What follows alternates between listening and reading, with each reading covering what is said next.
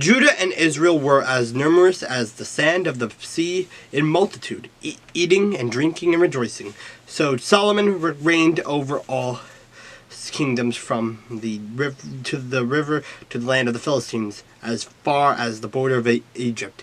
They brought tribute and served Solomon all the days of his life. Now Solomon's provision for one day was 30 cores of fine flour, 60 cores of meal, 10 fatty oxen, 20 oxen from the pasture, and 100 sheep, besides deer, gazelles, roebucks, and fatty fowl.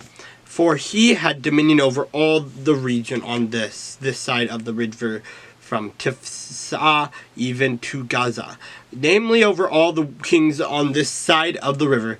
And he had peace on every side all around him, and Judah and Israel dwelt safely, each man under his vine and his fig tree, from Dan as far as Beersheba, all the days of Solomon. Solomon had 40,000 stalls of horses for his chariots, and 12,000 horsemen. And these governors, each man in his month, provided food for King Solomon and for all who came to King Solomon's table. There was no lack in their supply.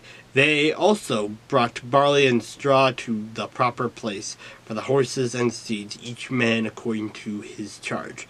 And God gave Solomon wisdom and exceedingly great understanding, and largeness of heart like the sand on the seashore. Thus Solomon's wisdom excelled the wisdom of all the men of the east, and all the wisdom of Egypt. For he was wiser than all men, even than Ethan the Ezrahite, and Heman, Chalcol, and Darda, the sons of Mahol.